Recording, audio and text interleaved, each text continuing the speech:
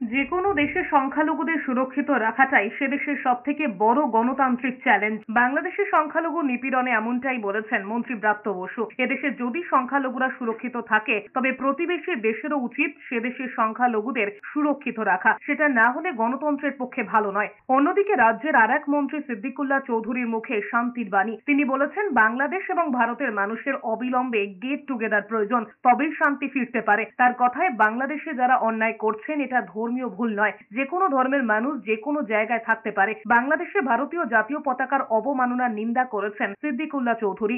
প্রশ্ন হলো যারা অন্যায় বা ভুল করেছেন এটা ধর্মীয় ভুল নয়, এটা তারা অন্যায় করে যে কোনো ধর্মের মানুষ যে কোনো জায়গায় থাকতে পারে।